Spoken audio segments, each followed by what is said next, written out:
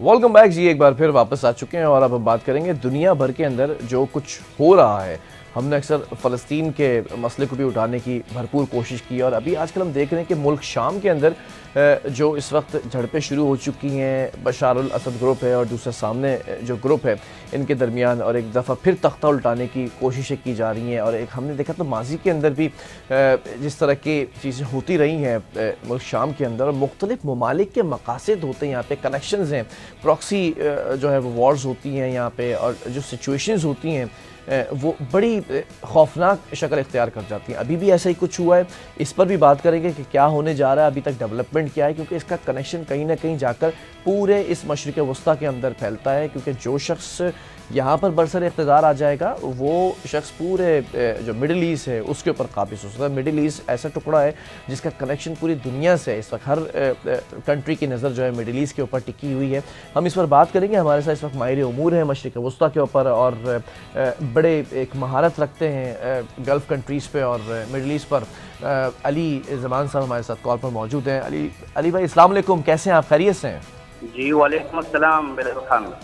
मैं ज़रा जानना चाहूँगा इस वक्त मुल्क शाम के अंदर क्या कुछ हो रहा है, ज़रा हिस्ट्री भी आप बताइएगा और इस वक्त क्या नज़र आ रहा है, होने क्या जा रहा है आगे।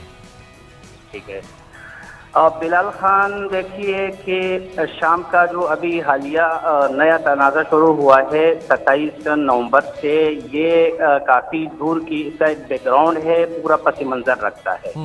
ये कोई ऐसी लड़ाई नहीं है कि अचानक शुरू हो गई। आपको याद होगा कि 2010 के आखिर में, दिसंबर 2010 में शिमाली अफ्रीका के अरब इस्लामिक मुल्क ट्यूनिस से एक तहरीक शुरू हुई थी। ज़ैनुल आबिदीन इब्न अली जो वहाँ के हुक्मरान थे, उनके खिलाफ एक अवामी तहरीक थी और यासीन इनकलाब का इसको नाम दिया गया था। ठीक है। इसको बाद में फिर अरब स्प्रिंग का नाम दे दिया गया और ये 2011 से हमसाया मुल्क लीबिया में मुंतकिल हो गई, वहाँ से होते हुए मिस्र और फिर इधर खलीज के यमन में आ गई।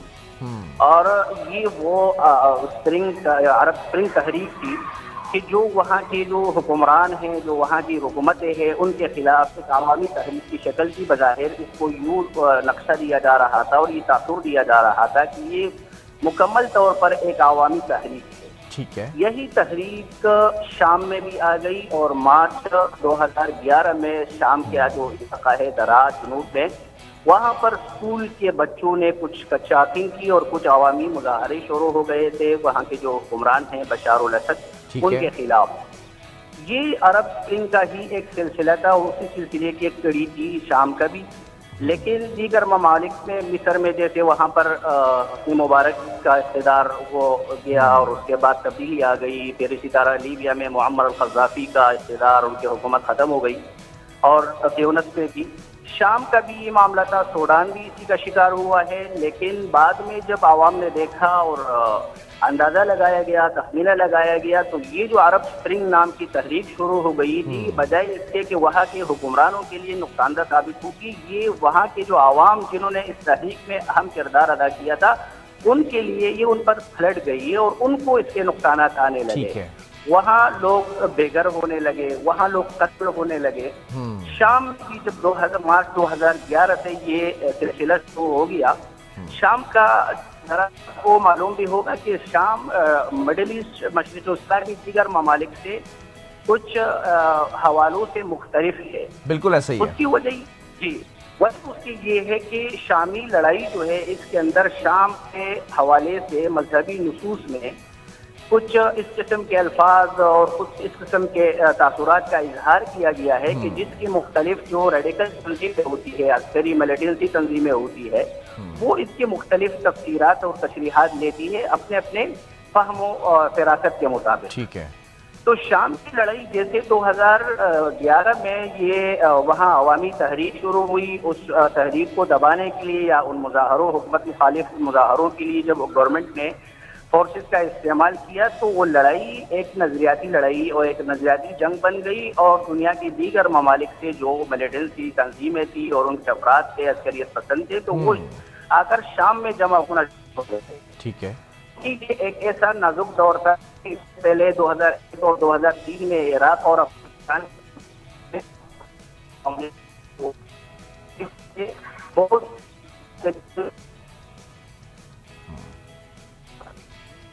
ادھر جو طرف افغانستان کے بیک کے جو تھے وہاں پر بھی یہ حالات اچھے نہیں تھے اور وہاں کی تنظیمیں بھی اپنی حکومتوں سے تنگ ہو کر یہ لوگ شام کی طرف رخ کر کے پہنچ گئے.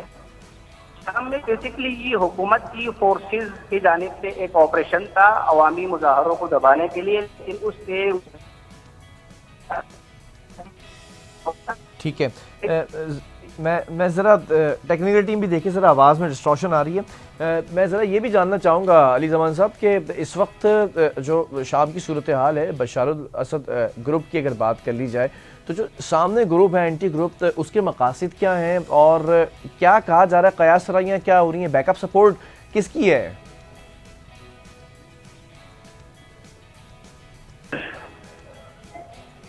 جی آپ کو میری آواز آ رہی ہے علی صاحب؟ جی بالکل بالکل. میں ذرا جاننا چاہوں گا بشار الاسد گروپ اس وقت اور سامنے اینٹی گروپ ہے, اس اینٹی گروپ کے مقاصد کیا ہیں اور جیسے قیاس سرائیاں ہو رہی ہیں, بیک اپ سپورٹ کس ملک کی ہے اس کو؟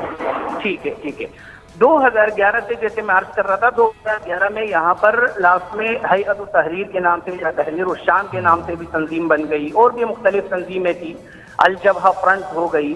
مطلب یہاں پر 3 تنظیمیں گویا کہ 3 گروپ بن گئے. ایک طرف بشار الاسد کے فورسز, دوسری طرف ان کے مخالف مذہبی تنظیمیں تھی جو مختلف تھی, اور ایک جو ہے سیرین جو شام کے لبرل آپ کہیے مطلب آزاد جو غیر مذہبی گروپس تھے تو وہ بھی بشار الاسد کے خلاف کھڑے ہو گئے. اسی طرح اس کا فائدہ اٹھاتے ہوئے شام کا اگر آپ نقشہ دیکھیں گے تو شمالی شام کا جو ایریا ہے بالخصوص ترک سائڈ کا, اس میں الحسکہ وغیرہ یہاں پر, اور حلب میں بھی ہے, لب میں بھی ہے, یہاں کرد آبادی ہے بہت زیادہ. ٹھیک ہے. کرد آبادی کا جو ان کے ایک فورسز ہے, ظاہری بات ہے کرد ہے وہ آلریڈی اپنے لیے ایک الگ ملک الگ ریاست کے لیے سرگرم ہے. بڑی پرانی بات ہے, روز افا کے نام سے ان کے ریاست کا جو ہے نقشہ بھی ہے. تو یہ 4 کنٹریز عراق, ترکی, شام اور ایران کے سرحدی علاقوں میں, وہاں شام میں جب اس تنظیموں کی اپوزیشن کی اور شامی گورنمنٹ کے درمیان لڑائی شروع ہو گئی تو اور شامی فورسز جن علاقوں سے انخلا کرنے لگی, ان علاقوں پر کرد فورسز نے حملے کرنے شروع کر دیے اور وہاں پر اپنا کنٹرول اور اس کو گرفت قائم کرنے کے لیے انہوں نے کوشش شروع کی. ٹھیک ہے, یہ صحیح ہے. اچھا, کرد اگر اسد کے نام سے ہمیں وہ آتا ہے اور سیرین ڈیموکریٹک فورسز کے نام سے ہے یہ کرد, امریکہ کی حمایت حاصل ہے, اور اسرائیل بھی ان کو مطلب مشرق وسطیٰ میں اسرائیل کے اچھے حامی ہیں کیونکہ ان لنک جو ہے وہ عراق کے البیشمرگہ جو کردوں کی آرمی ہے اس کے ساتھ ہے, اور یہ ان کی لنک سارے اسرائیل امریکہ کے ساتھ ہے, سب کو مطلب یہ وہ ہے اوپن. تو یہ ہوا کہ یہاں لڑائی گویا کہ میں غیر ملکی حکومت آ گئی. ٹھیک ہے, 2011 میں ذرا یہاں پر یہ بھی پوچھنا چاہوں گا کیونکہ وقت بھی تھوڑا سا کم ہے, ہم اس کے اوپر مزید ڈیٹیل پروگرام بھی کرتے رہیں گے آپ کے ساتھ, مڈل ایسٹ کے اوپر بات کریں گے. ذرا اس وقت جو سچویشن ہے وہ آؤٹ آف کنٹرول ہو گئی ہے یا پھر کنٹرول میں ہے؟ بشار الاسد صاحب کی اگر بات کی جائے تو وہ آؤٹ آف ڈینجر ہے یا نہیں ہے ان کی حکومت؟ مختصر یہ بتا دوں گا کہ 2015 تک بشار الاسد کے گورنمنٹ کے لیے خطرہ تھا. 2015 کے بعد جب ستمبر 2015 میں روس نے وہاں پر بشار الاسد کا ساتھ دینا شروع کر دیا اور ان کے فضائی اٹیکس کی وجہ سے اپوزیشن بہت پیچھے بیک پہ چلی گئی. اوکے, پھر لڑائی یوں سمجھ لیجئے گا کہ اپوزیشن کمزور ہو گئی. 2015 کے بعد شامی جنگ کا نقشہ پلٹ گیا علاقوں کی ساری. 2017 سے قازقستان سینٹرل ایشیا کا جو کنٹری ہے وہاں کا دارالحکومت استانا میں روس اور ایران, ترکی ان کے درمیان ایک مذاکرات شروع ہو گئے اور انہوں نے شامی صدر بشار الاسد اور ان کے اپوزیشن کو ایک ساتھ بٹھانے کی کوشش کی. چلے 2017 سے ان تنظیموں نے مخالفت کر دی. ان مذاکرات کو انہوں نے شامی اس کا تحریک کے خلاف سازش قرار دے دیا, جن میں ہیئت تحریر الشام جو اس وقت لیڈ کر رہی ہے بشار الاسد کے خلاف کے تحریک کی. تو یہ تنظیم اس میں شامل دیگر تنظیمیں ہیں, 4-5 تنظیمیں ہیں, الجبہۃ الوطنیہ اور اسی طرح احرار الشام وغیرہ. ابھی 2020 میں آپ کو یاد ہوگا مارچ 2020 میں آستانہ مذاکرات جب ہو گئے تو وہاں پر ایک پرامن معاہدہ ہو گیا اور اس کے بعد جنگ بند ہو گئی شام میں. چلیں ٹھیک ہے، لیکن بہت شکریہ جو علی زمان صاحب ہمارے ساتھ موجود تھے، اور مڈل ایسٹ پر بات ہم کرتے رہیں گے انشاءاللہ.